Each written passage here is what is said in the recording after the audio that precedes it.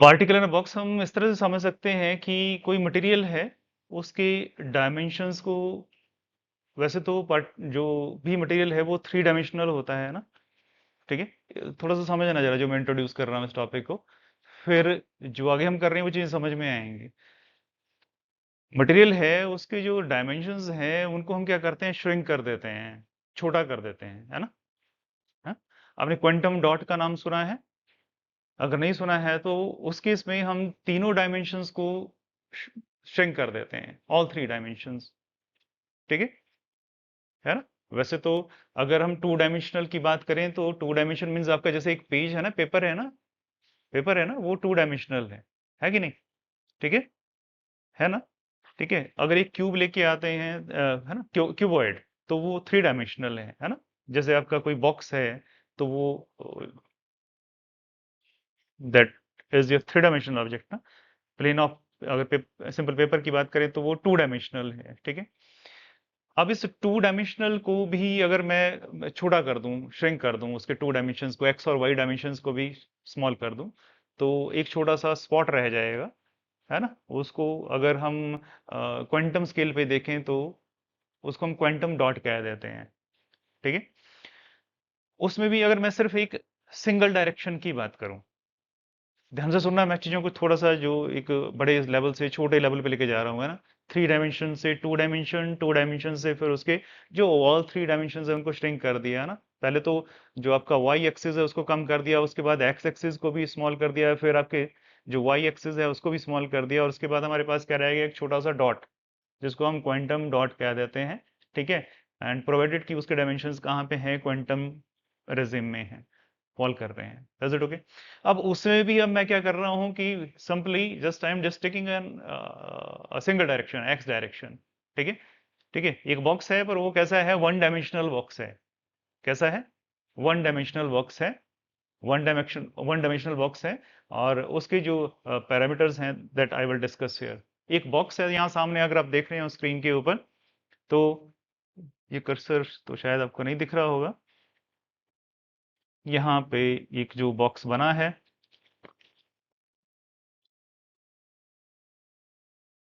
ये box, this one दिख रहा है, this one is the box. ये बॉक्स है और इसके डायमेंशंस कैसे हैं, अगर आप नीचे देखें तो मैंने एक एक्सिस ड्रॉ करी है, एक्स एक्सिस है ना। साथ साथ में यहाँ पे इस प्लॉट पे भी ध्यान रखिए एक्स एक्सिस है आपकी, है ना, है कि नहीं। तो वन डायमेंशनल बॉक्स है, एक्स डायरेक्शन में हम इसे ले रहे हैं, ध्यान से देखना है इसको, समझना है इसको, है ना। और इस बॉक्स के अंदर अगर बात करें तो एक पार्टिकल है, और वो पार्टिकल जो है that is bound with in this, इसके अंदर ही है, इसके बाहर नहीं निकल पाएगा। इसकी वॉल्स के साथ ये स्ट्राइक कर रहा है, ये पार्टिकल अगर आप देख रहे हैं यहाँ पे, तो इसकी वॉल्स के साथ ये स्ट्राइक करता है, और इसके अंदर ही ये मूव कर रहा है ना, कर रहा है कि नहीं। ठीक है, बाउंस बैक कर रहा है वहां से, पर जो कोलिजन है that is elastic one, the collision is elastic one, I have written somewhere ये here, this one is elastic one. जो वॉल्स के साथ इन इस पार्टिकल के जो कोलिजन हो रहे हैं वो कैसे हैं, इलास्टिक कोलिजन, मींस उसमें एनर्जी जो है ये वेस्ट नहीं हो रही है, इसकी energy remains retained with this particle. ये चीज समझ में आ गई। ठीक है ना। तो ये पार्ट, ये जो ये बॉक्स है, इसकी जो लेंथ है that is L, capital L, है कि नहीं। एक्स जीरो से हमने शुरू किया है, एक्स जीरो से शुरू किया है और एक्स एल तक लेके जा रहे हैं ना। तो सॉरी, यहाँ यहाँ एक्स एल तक लेके जा रहे हैं इस बॉक्स को, तो इसके जो डायमेंशन है वो कितने हैं, जीरो से लेके एल। लेंथ कितनी है इसकी, जीरो से एल। तो इस जीरो से एल के बीच में ही ये बाउंस बैक कर रहा है ना पार्टिकल, इसके अंदर ये कहीं भी हो सकता है। ठीक है, इस बॉक्स में ये कहीं भी हो सकता है ना, क्वांटम मैकेनिक्स की बात कर रहे हैं। ठीक है, इन एडिशन टू दिस, इसमें एक सिंप्लीफिकेशन के लिए फॉर आवर कन्वीनियंस हमने क्या कर लिया, इसका जो पोटेंशियल है बॉटम में जीरो ले लिया, यहाँ v इक्वल्स टू जीरो। इस बॉक्स के जो बॉटम है यहाँ पे इसका पोटेंशियल हमने कितना ले लिया है, it is zero, it is taken zero here, ये जीरो है। इज इट ओके, ये क्लियर है। इसको ध्यान से सुनना और समझना जो मैं कर रहा हूँ यहाँ पे। ठीक है, इन एडिशन टू दिस, यहाँ पे अगर हम पोटेंशियल एनर्जी की बात करें तो potential energy that is infinite for X less than equal to zero and X greater than equal to, X less than equal to zero means इस direction की बात कर रहे हैं, इक्वल टू जीरो की बात करें तो जीरो पे भी, और X greater than equal to L की बात करें तो इससे इससे आगे की बात कर रहे हैं, इस रीजन की बात कर रहे हैं। इन रीजन को समझना। ठीक है, तो यहाँ पे कितने रीजन में डिवाइन कर दिया, थ्री डिफरेंट रीजन में, है ना। जिसमें से जो पार्टिकल है वो सिर्फ कहाँ एग्जिस्ट कर रहा है, कहाँ एग्जिस्ट कर रहा है, जीरो और एल के बीच में एग्जिस्ट कर रहा है। इसी रीजन में एग्जिस्ट कर रहा है, ठीक है। और क्योंकि पार्टिकल कहीं भी हो सकता है, particle it cannot cross the walls or it is confined within this box, within these walls, in walls के बीच में ही है पार्टिकल, इससे बाहर नहीं निकल सकता, ये प्रॉब्लम है, ठीक है, ठीक है। हाँ, क्योंकि अब ये पार्टिकल कहीं भी हो सकता है, तो यहाँ पे जो प्रॉब्लम हम डिस्कस करेंगे, जो इक्वेशन हम यूज करेंगे, श्रोडिंगर इक्वेशन यूज करेंगे, that will be your time independent Schrodinger wave equation, क्योंकि यहाँ पे टाइम की डिपेंडेंसी नहीं है, ना तो एनर्जी ना ही मोमेंटम आपका टाइम के ऊपर डिपेंडेंट। Is it okay? ठीक है, चलिए आगे चलते हैं और बात करते हैं, इसी को आगे लेके चलते हैं। और मैंने कहा कि हम कौन सी इक्वेशन लेने वाले हैं, time independent Schrodinger wave equation, और मैंने इसका रीजन भी लिखा है, as it is not known that where the particle is, इस बॉक्स में पार्टिकल कहां पे है ये पता नहीं है, कहीं भी हो सकता है, तो हम जो इक्वेशन यूज कर रहे हैं वो कौन सी यूज कर रहे हैं, that is your time independent Schrodinger equation, time independent Schrodinger equation, और that we know, and it is written in 3 dimension as Laplacian of x plus 2m over h cross square e minus v psi x equals to 0, ये तो हमें पता है ना। Time independent Schrodinger equation कैसे लिखते हैं हमें पता है, और हमने पोटेंशियल को 0 लिया है बॉक्स में, है ना, पोटेंशियल हमने क्या लिया है, 0 लिया है, तो इस इक्वेशन में we just put simply plug this v equals to 0 there. अगर हम v0 प्लग इन कर देते हैं यहाँ पे, तो जो इक्वेशन है that takes this particular form, ये फॉर्म बन जाती है। v equals to 0 पुट करेंगे तो क्या रह जाएगा, हमारे पास सिर्फ एनर्जी टर्म रह जाएगी ना। Is it okay? ठीक है, take this particular term to the right hand side, इस टर्म को उठाओ और राइट हैंड साइड पे लेके जाओ,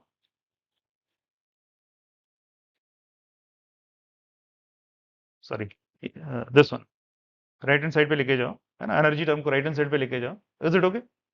है ना, ये बीच वाला छोड़ दीजिए थोड़ी देर के लिए, है ना, इस इक्वेशन को। अच्छा ठीक है, इसमें एक सॉरी एक चीज मैं स्किप कर गया इसमें, दैट इज योर, कि भैया ये जो ऊपर वाली इक्वेशन थी ये थी 3 डायमेंशन के लिए, लैप्लासियन हम जब बात कर रहे हैं तो किसके लिए बात कर रहे थे, 3 डायमेंशनल, तो वेरिएशन एक्स वाई और जेड तीनों पे, पर हम कहाँ पे बात कर रहे हैं, 1 डायमेंशनल बॉक्स है, तो हमें इक्वेशन कौन सी यूज करनी है, 1 डायमेंशनल यूज करनी है, that's why for 1 dimension it is written as like this minus H cross square over 2m, this Laplacian, है ना, लैप्लासियन ऑपरेटर, है ना, इस फॉर्म में लिखेंगे, ठीक है, and this h cross minus H cross square over 2m that goes to the other side, and this equation that becomes this.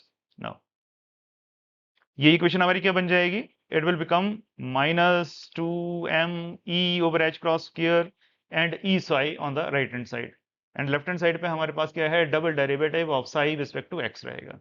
Is it okay? ये क्लियर हो गया, ठीक है। Now we simply take this particular term here, sorry, take this complete term to the left hand side, and you will see you simply substitute for this 2m e over h cross square equals to alpha square here, assume कर लेते हैं, क्योंकि ये क्या है, constant है ना, किसी पर्टिकुलर इसके लिए ये क्या है, इट विल हैव कांस्टेंट तो नहीं है, specific value 2m e over h cross square, और उसको हमने क्या एज्यूम कर लिया, अल्फा स्क्वायर एज्यूम कर लिया, ठीक है, साथ साथ में नोट डाउन भी करते जाएं, it will come out to be this. Is it okay? ज्यादा क्विक तो नहीं हो रहा है, मैं थोड़ा सा आराम से चलता हूं, ठीक है।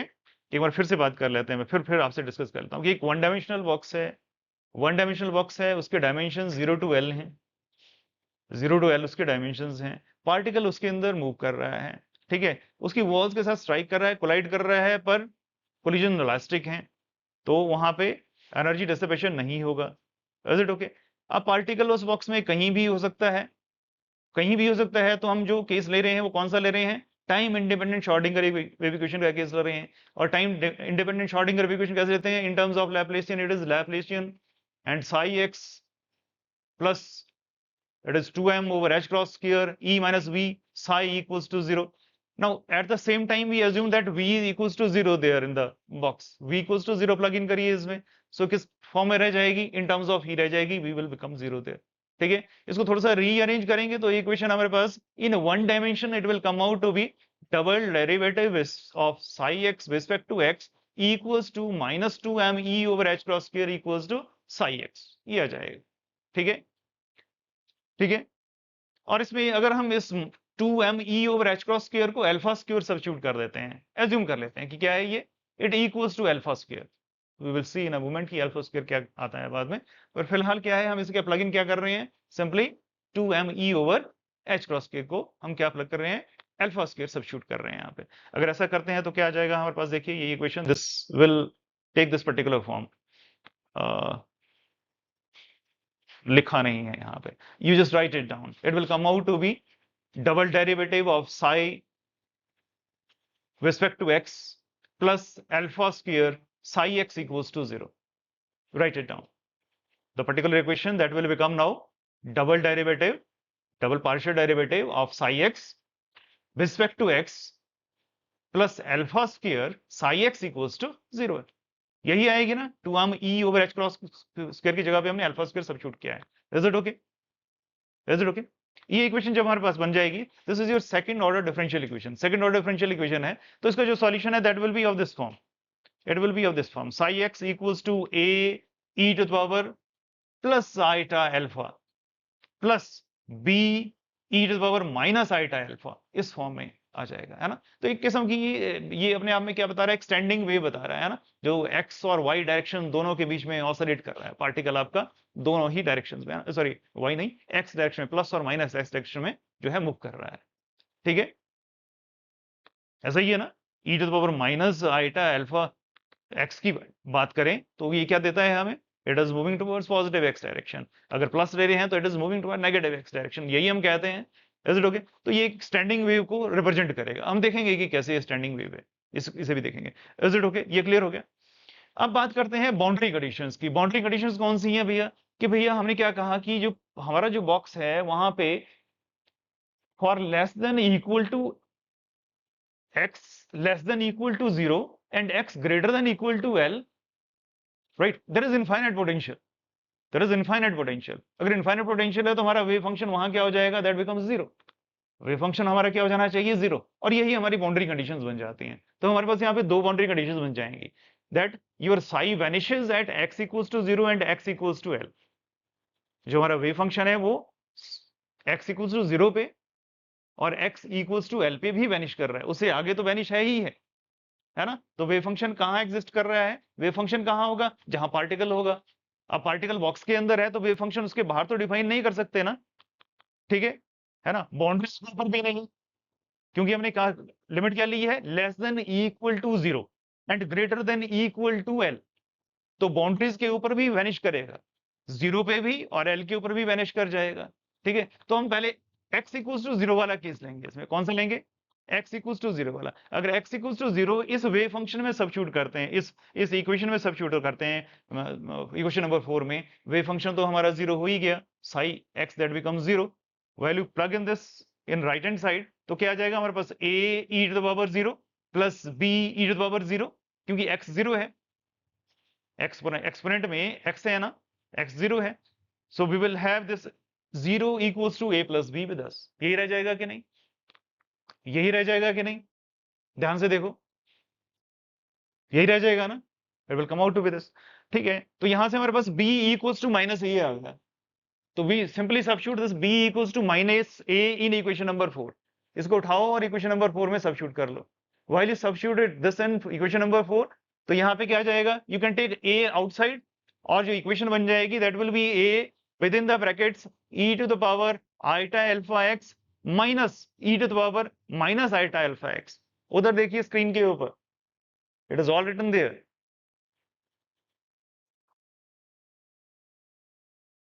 ठीक है कि नहीं, ऐसा ही है कि नहीं। So we have this equation with us, यहाँ पे psi x equals to a within the brackets e to the power plus iota alpha x minus e to the power minus iota alpha x, ये equation बन गई, ठीक है। अब हमें ये पता है कि e to the power iota theta minus e to the power minus iota theta divided by 2 iota, it equals to sin of theta, it equals to sin of theta, है ना, ऐसे ही होता है ना।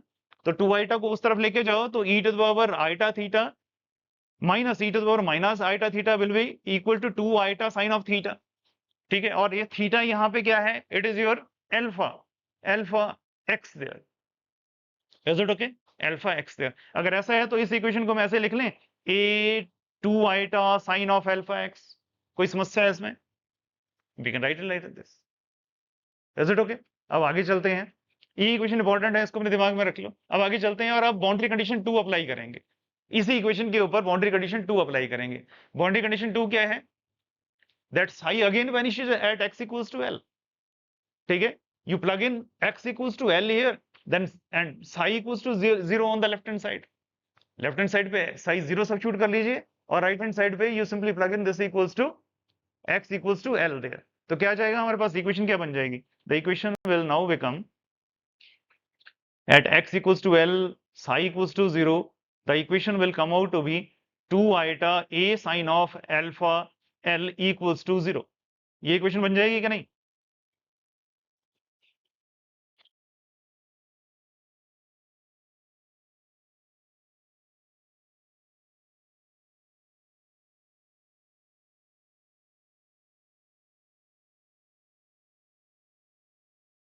This one is the equation। Is it okay? आगे चलें, आगे चलें। यहां से भैया जो एम्पलीट्यूड है वो तो जीरो नहीं होगा। कोई चीज अगर जीरो होने वाली है then that will be the sine of alpha L equals to zero. ठीक है, और साइन ऑफ थीटा जीरो कब होता है? At n pi, at 0 pi 2 pi, right. So we will have this alpha equals to N pi by L. ध्यान से देखना है इसको। We will have alpha equals to N pi by L there. Now go back to the equation number 3 there, where we substituted alpha square equals to 2me over h cross square। Substitute किया था कि नहीं? We have substituted this there। तो वहां पे इसको इस value को सब्स्टिट्यूट करिए। From equation number 3 and 5 we will get n square pi square over l square equals to 2me over h cross square। यहाँ पे मैंने क्या किया है? अल्फा स्क्वायर को सब्स्टिट्यूट किया है लेफ्ट हैंड साइड पे, और कुछ नहीं किया है। अल्फा स्क्वायर यहाँ से निकला इक्वेशन नंबर 6 से। From equation number 6 we have this alpha square, alpha n pi over l there। अब इसका स्क्वायर क्या आ जाएगा? That will B n square pi square over l square equals to 2me over h cross square। Is it okay? और यहां से energy के लिए एक्सप्रेशन आ जाएगी हमारे पास। सो जो पर्टिकुलर पार्टिकल उस बॉक्स में है उसके लिए जो एनर्जी के लिए एक्सप्रेशन है that is En equals to n square pi square h cross square over 2ml square. Is it okay? Simple mathematics था अभी तक, और कुछ भी नहीं था। हमने क्या किया? मैथ्स। ठीक है, और अब क्या करेंगे? फिजिक्स। पर उससे पहले थोड़ा सा मैथमेटिक्स। हाँ, साइन 0 0 0 होता है। चलो डिस्कस करेंगे इसे भी डिस्कस करते हैं, है ना। ये से इस पॉइंट पे भी पहुंचते हैं, इस पॉइंट पे भी पहुंचते हैं। पर फिलहाल थोड़ा सा फिर से हल्का सा, क्योंकि प्रेजेंटेशन है तो प्रेजेंटेशन मोड पे आप लोग मुझे लगता है सारे के सारे वहां पे जैसे देख रहे हैं, जैसे पिक्चर है ना। लुक देयर, ध्यान से देखना, आराम से समझना, इसको फिर से बता रहा हूँ। ठीक है, अब वहां से शुरू कर रहा हूँ जहां पे मैंने छोड़ा था। कहाँ पे छोड़ा था? ऐसे कहाँ पे छोड़ा था कि हमारे पास एक इक्वेशन है। कौन सी इक्वेशन ले रहे हैं? टाइम इंडिपेंडेंट शॉर्टरिंग का इक्वेशन ले रहे हैं, है ना। टाइम इंडिपेंडेंट शॉर्टरिंग का इक्वेशन ले रहे हैं, और उसमें भी हमने क्या कर लिया? जो 2me h cross square 2me over h cross square को अल्फा स्क्वायर सब्स्टिट्यूट कर दिया। वहां से आगे हमने शुरू किया, और उसके बाद हमने क्या किया है? Next step was to apply boundary conditions, है ना। ये बाउंड्री कंडीशंस क्या है?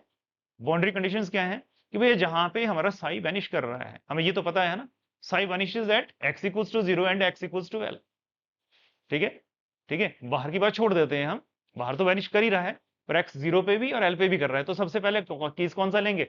x इक्वल्स टू 0 वाला लेना है। कौन सा लेना है?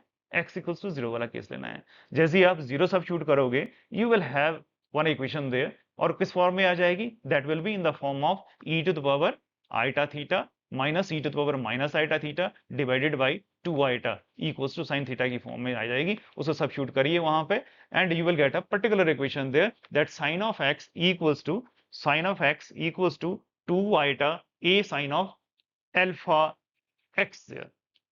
Is it okay? Is it okay?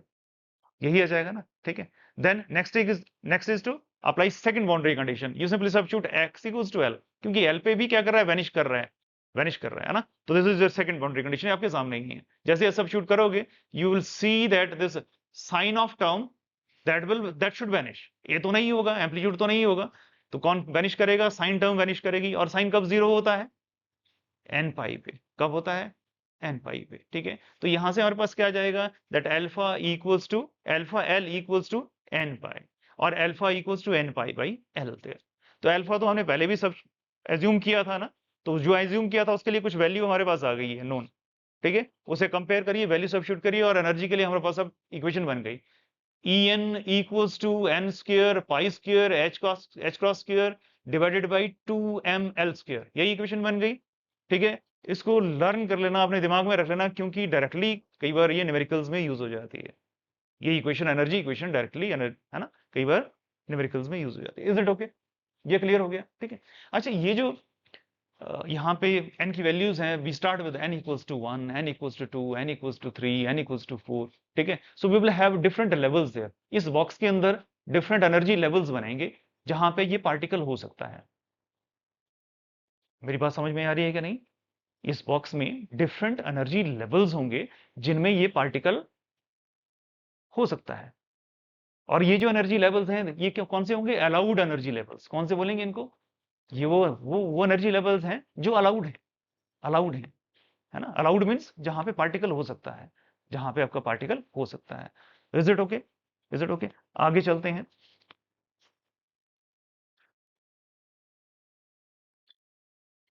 उसी चीज को यहां डिस्क्राइब किया है ना, जो हमारी इक्वेशन थी n इक्वल्स टू 1 पे क्या आ जाएगा हमारा?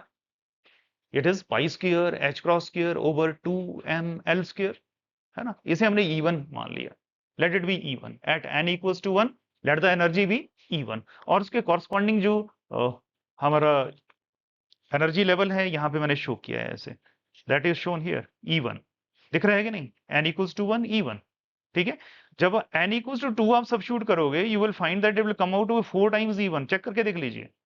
बाकी चीजें तो सेम रहेंगी, सिर्फ जो चेंज किस में आ रहा है, n में चेंज आ रहा है, n स्क्वायर में चेंज आ रहा है ना। एनर्जी टर्म कैसे कर रही है? n square pi square h cross square over 2ml square, है ना। तो ये बाकी चीजें तो सेम रह रही हैं, कोई चीज अगर चेंज हो रही है तो क्या हो रहा है? n, और वो कैसे हो रहा है? As a square. So E is proportional to square of n, square of n. So obviously for n equals to, it will come out to be 4 times E2. For n equals to 3, it will come out to be 9 times E2. For 4, it will come out to be 16 times E2, 16 times E1. Is it okay? तो इस तरह से different levels बन जाएंगे इसके अंदर, जिनके अंदर पार्टिकल हो सकता है। ये क्लियर हो गया? ये चीज क्लियर हो गई? चलिए, और ये जो पर्टिकुलर एनर्जीज आ रही हैं, E1, E2, E3, E4, या फिर मैं ये ऐसे कहूं E1 4 times E1, 9 times E1, 16 times E1, these are the eigen values, these are the eigen values corresponding to the eigen function, ठीक है। जो है आइगन वैल्यू और आइगन फंक्शन की हमने बात लास्ट टाइम की थी, these are the eigen values corresponding to the particular wave function there. Is it okay? ठीक है, आगे चलें, ध्यान से सुनना और समझना इसको, ठीक है। नहीं समझ में आएगा तो फिर डिस्कस करेंगे इस टॉपिक को। अब आगे चलते हैं, अब बात करते हैं जो वानिया ने बात की थी कि n इक्वल्स टू 0 क्यों नहीं ले रहे सर? n इक्वल्स टू 0 क्यों नहीं ले रहे? n should start from n 0, कहां से शुरू होना चाहिए था? 0 से। पर n इक्वल्स टू 0 लेते हैं तो एनर्जी टर्म में 0 प्लग इन करिए, put n equals to 0 there. Energy term क्या है? E equals to n square pi square h cross square over 2ml square. n 0 put करेंगे तो एनर्जी क्या आ जाएगी? 0 आ जाएगी। अब वेव फंक्शन वाले में पुट करिए इसे, wave function psi equals to, it was your 2 iota sine of some particular value alpha x was there. अब अल्फा की वैल्यू भी उसमें सब्स्टिट्यूट कर लीजिए, alpha is your n pi by l, यही था ना। तो वहां पे अगर n 0 करेंगे तो sine of 0 is 0, wave function vanish कर जाता है। अगर हमारा वेव फंक्शन ही वैनिश कर रहा है तो that means wave function vanish करने का मतलब क्या है? पार्टिकल एग्जिस्ट नहीं कर रहा है। पर ऐसा तो नहीं है भैया, वो तो कॉन्ट्राडिक्टरी है जो हम यहाँ पे टॉपिक ले रहे हैं, पार्टिकल इन अ बॉक्स, ठीक है। तो जो मिनिमम अलाउड एनर्जी है that is energy corresponding to n equals to 1, minimum allowed energy level है that is n equals to 1, n equals to 0 नहीं है। अलाउड एनर्जी लेवल कौन सा है? n इक्वल्स टू 1, और एनर्जी अलाउड कौन सी है? Corresponding to that is your pi square h का square over 2ml square, 2ml square, ठीक है। तो ये मिनिमम एनर्जी है, और ये मिनिमम एनर्जी एब्सोल्यूट 0 पे भी रहेगी। एब्सोल्यूट 0 टेम्परेचर भी अगर कर दें तब भी ये एनर्जी रहेगी उस पार्टिकल के पास। इसको कहते हैं 0 पॉइंट एनर्जी, और ये टॉपिक कई बार पूछा जाता है, व्हाट इज 0 पॉइंट एनर्जी, है ना। Define zero point energy. तो वहां यहां से शुरू करना है। यू स्टार्ट विद दिस, जो इक्वेशन तुम्हारे इक्वेशंस माइंड में होनी चाहिए, दोनों इक्वेशंस, एनर्जी की भी और वेव फंक्शन की भी, दोनों से शुरू करें। You just explain this like, है ना? Is it okay? आगे चलें, आगे चलते हैं। Zero point energy, it is the minimum energy, minimum allowed energy, minimum allowed energy of the particle in the particular box there. ठीक है? Is it okay? आगे चलते हैं और बात करते हैं एक पर्टिकुलर केस की। ये पर्टिकुलर केस है कि जो हमारा ये बॉक्स है, इसके कुछ डायमेंशंस हमने फिक्स कर लिए हैं 1 एंगस्ट्रॉम। कितने कर लिए हैं? 1 एंगस्ट्रॉम। ठीक है? और जो पार्टिकल है वो इलेक्ट्रॉन है। पार्टिकल कौन है? इलेक्ट्रॉन है। अगर पार्टिकल इलेक्ट्रॉन है और इसके डायमेंशंस 1 एंगस्ट्रॉम्स हैं, तो energy corresponding to that can be calculate, है ना? It is your En equals to अगर फर्स्ट ऑर्डर इसकी बात करें, फर्स्ट लेवल की बात करें, for n equals to 1, sorry limit En की ही बात कर लेते हैं। En equals to n square pi square h cross square divided by 2ml square। Is it okay? Is it okay? यही है ना? ठीक है? इसमें जो चीजें सब्स्टिट्यूट कर रही है वो है h क्रॉस। h क्रॉस की वैल्यू कितनी होती है? 1.05 into 10 to the power minus 34 minus 32 minus 32 joule second. Is it okay? Is it okay? Mass की बात करें तो इलेक्ट्रॉन का मास क्या है? It is 9.1 into 10 to the power minus 31 kg। Is it okay? और क्या प्लग इन करना है इसमें? L is 1 angstrom is 10 to the power minus 10 meters। ठीक है? जब इसे सब्स्टिट्यूट करोगे, it will come, the particular value will come in joules. जो वैल्यू किस में आएगी? जाउल्स में आएगी। इसको इलेक्ट्रॉन वोल्ट में कन्वर्ट करना है, then we need to divide this by 1.6 into 10 to the power minus 19 किया है लास्ट में। तभी इसको किस में लिखा है? इलेक्ट्रॉन वोल्ट्स में लिखा है। तभी इसे इलेक्ट्रॉन वोल्ट्स में लिखा है ना? So it will come out to be 38 n square electron volts। So En that will come out to be 38 n square electron volts। ठीक है? अब आप अलग अलग लेवल्स के लिए निकाल सकते हैं। For n equals to 1 it will be 38 electron volts। For n equals to 2 it will come out to be 152 electron volts। For n equals to 3 it will come out to be 42 electron volts। Is it okay? ठीक है? तो काफी spaced energy levels बनेंगे इस case में। Is it okay? ठीक है? ये तो था हमारे क्वांटम का केस। पार्टिकल कैसा है? क्वांटम पार्टिकल है। कैसा है? इलेक्ट्रॉन कैसा है? क्वांटम पार्टिकल है। आगे चलें, एक और केस लेते हैं इसी में। और ध्यान रखना, ये टॉपिक आपके लास्ट ईयर एग्जाम में पूछा भी गया था, ये पर्टिकुलर टॉपिक। ठीक है? अब बात करते हैं, एक पार्टिकल है जिसका मास 10 ग्राम्स है और जो that is bound within a box of length 10 centimetres. एक बॉक्स है जिसकी लेंथ कितनी है? 10 सेंटीमीटर। अब हमने कहां से कहां आ गए? अब क्वांटम से किसमें आ गए? वन डायमेंशन में है, पर क्वांटम से कहां आ गए? मैक्रोस्कोपिक वर्ल्ड में आ गए। माइक्रोस्कोपिक से मैक्रो। अब 10 सेंटीमीटर की बात कर रहे हैं, है ना? 1 एंगस्ट्रॉम की बात नहीं कर रहे। किसकी बात कर रहे हैं? किसकी बात कर रहे हैं? मैक्रोस्कोपिक वर्ल्ड की बात कर रहे हैं। 10 सेंटीमीटर की बात कर रहे हैं। ठीक है? जहां मास इलेक्ट्रॉन का 9.1 into 10 to the power minus 31 kg था, अब मास कितना ले रहे हैं? 10 ग्राम्स ले रहे हैं। 10 ग्राम्स ले रहे हैं ना? मैक्रोस्कोपिक वर्ल्ड की बात कर रहे हैं। इन वैल्यूज को फिर से प्लग इन करिए सेम इक्वेशन में, ठीक है? En equals to n square pi square h cross square, ये चीजें तो सेम रहेंगी, divided by 2m। m is now